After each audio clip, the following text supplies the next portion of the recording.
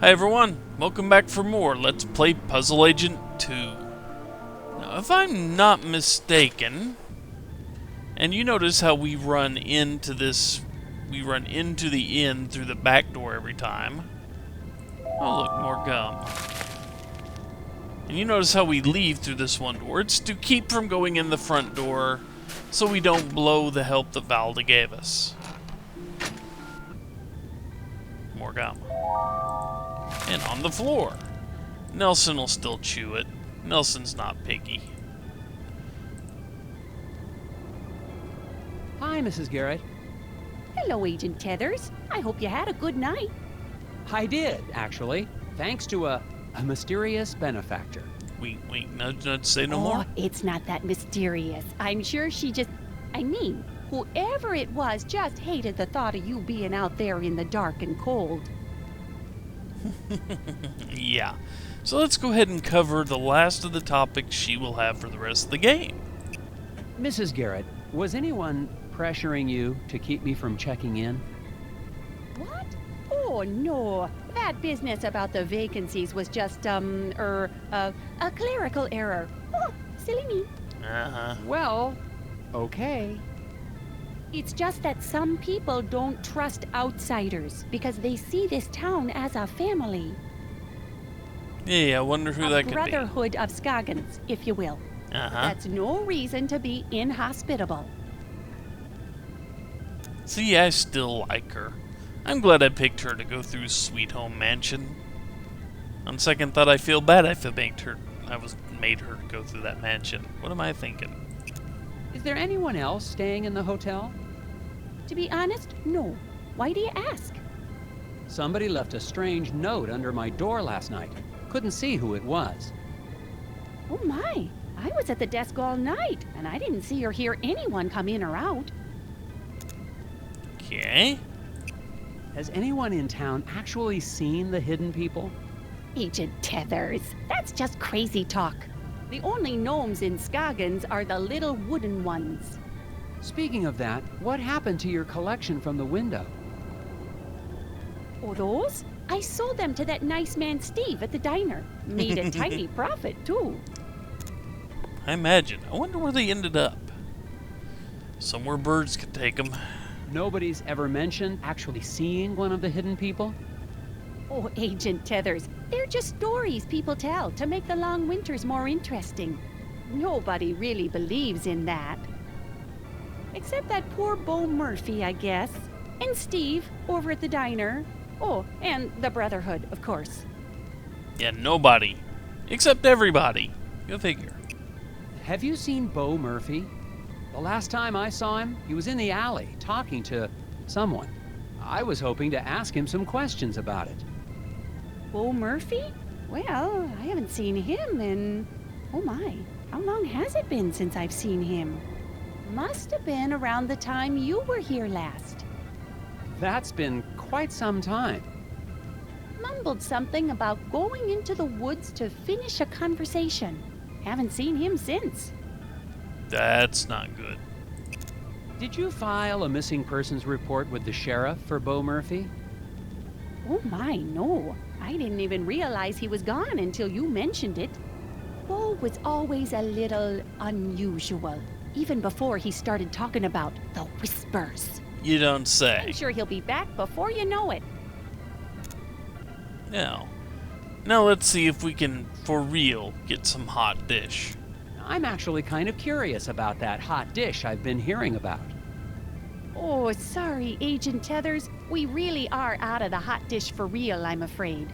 It's been a bad winter for moose meat, and the man who usually delivers the cilantro has gone mysteriously missing.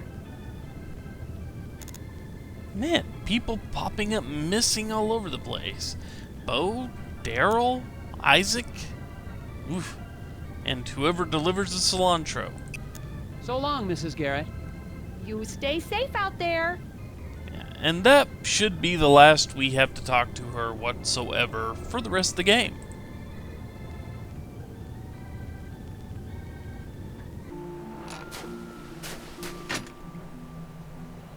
Okay. Now that we have finished conversation with her, and he will never have anything new to say to us, despite the fact that his brother is missing. Now just quick check for gum. Quick check for gum. Hang on. There we go. Now let's go check up on this researcher that we were pointed towards in the campgrounds.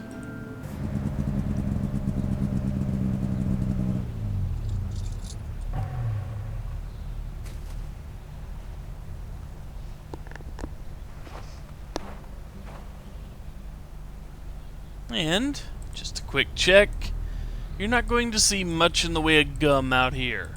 Apparently none of the local hooligans decided to come by and stick chewed gum all over the campsite. Go figure. That fire pit hasn't been used since the last thaw, assuming this place ever thaws. You never know, it might. And with the only other interactable object around here taken care of, let's talk to this researcher. Excuse me, sir. I'm looking for a researcher. You found one. I'm Special Agent Tethers with the FBI Puzzle Research Division, Dr. Versteckt. But that's my father's name. Call me Alfred. I'm doing anthropological research here in Scoggins. I'm a student of mankind. Someone in town said your friend had gone missing? Friend? Oh, yes, they must be talking about my graduate student, Will Medlock. Very bright young man. Disappeared, when was that? 2 months ago? That was before the incident at the eraser factory. But no one mentioned it before. Can't say I'm surprised. Local law enforcement was no help. Yes, I've met the local law enforcement. That's People an here are more understatement. interested in puzzles than missing people. Another understatement. Is there anything else you can tell me about this missing grad student, Will? Well, now that I think about it, I wonder if spending time in Scoggins was starting to have an effect on him. How do you mean? He became unfocused. Talked about nightmares and whispers. I didn't think much of it at the time. He walked away in the middle of one of my discussions about the transformative power of myth and legend. I thought he was just bored, but I never saw him again. All these missing people head out towards the woods, apparently.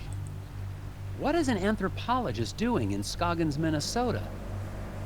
Same thing an anthropologist does anywhere else. I'm studying people. The people of Scoggins? Is there enough to study? Oh my, yes. The shared reality made by the people and their folklore. I've been here for years, and I've just barely scratched the surface. Don't you get the sense that this is a town on the cusp of something big? Their folklore, their fascination with puzzles. It's as if the energy of thought is being transformed into solving one of the great problems of our age. Okay, Nelson, just let's have a little reality check here. You've seen this place. If any small town in the country needs to be studied, this is it. Just throwing that out there. How long have you been here in Scoggins? Well, let's see, about 15 years? I'm on my 8th government grant. Wow. Sounds like a sweet gig. Do you know anything about the missing factory foreman, Isaac Davner? Ah, yes. Fascinating story, that. A real suburban myth in the making. To the people of Scoggins, he's the archetype of the martyr, a ritual sacrifice made as an attempt to assert control over capricious nature. Wait a second. Davner is not a myth. He's a real person. I've met him. Myths are real, Agent Tethers. We're all characters playing roles. The hero in a quest for truth, the wise, mysterious sage who serves as his guide. Wise. Right. So who's playing who here, though? Huh. You must know something about the local stories about gnomes? The hidden people? Well, of course. They're the ones who brought me here in the first place. I'm studying the myth and worship of the hidden people. Oh, then you've dealt with that cult, the Brotherhood of Scoggins. Oh my, yes. Frightfully mad, all of them. Be careful, Agent Tethers. Their devotion to the hidden people makes them extremely driven and extremely dangerous. That's one way to put it. Unfortunately, that's all the information he has for us. For now. Thanks for your time, Alfred. If you hear any more about Isaac Davner or your missing friend, please let me know. I've just spoken with a mild-mannered but extremely driven agent from the FBI. He was looking for information about the hidden people and the rash of disappearances in the area, including young Wills. Of course, if he's investigating a missing persons case, he'd best talk to Sheriff Bogg. The sheriff may not be helpful, but he is the one man in town with information about all the missing residents. What he said. And I think Nelson has found a kindred spirit. Unfortunately, he and the researcher here is right. We do kind of need to go talk to Sheriff Bogg, as unhelpful as he is. Let's go.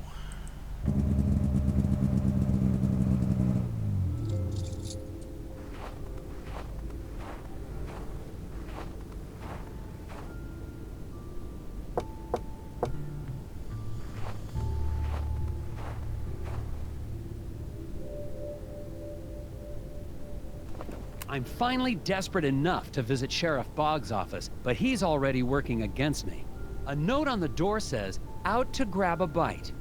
If I want any answers, I'll have to head to the Moose Ear Diner.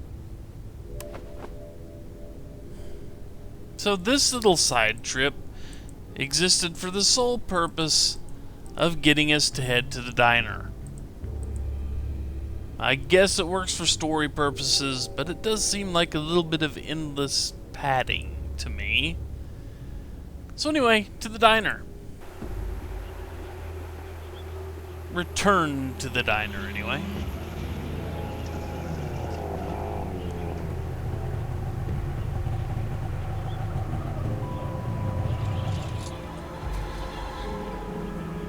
And because I don't think we've actually done a puzzle this episode, it's about time one showed up. So let's actually click the one puzzle in the outside of the diner this time. Not the snowmobile. Power grid. Between the 5 generators, power all devices using every available power outlet. Generators will evenly split power if used twice. Each device must be powered exactly to the power needs. So we have a generator that pumps out 10, one that pumps out 30, and one that pumps out 50, and another one that pumps out 30 and 10. And each of these devices needs just so much power to them. Now let's see, it's easy. Half of 30 is 15. That takes care of that. Then we have 15 more going to the fluorescent light on the floor. Go figure. And 50 divided by 2 is 25. So 15 and 25 is 40. 25 and 5 from this 10-point generator over here makes 30. And then 45. We need all of this 30, all of this 10 to go 40. And then this one makes it 45.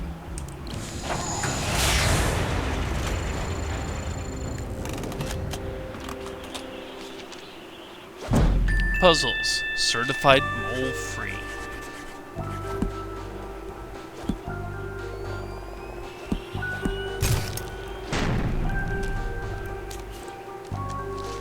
The biggest power demand is the computer's 45 unit need.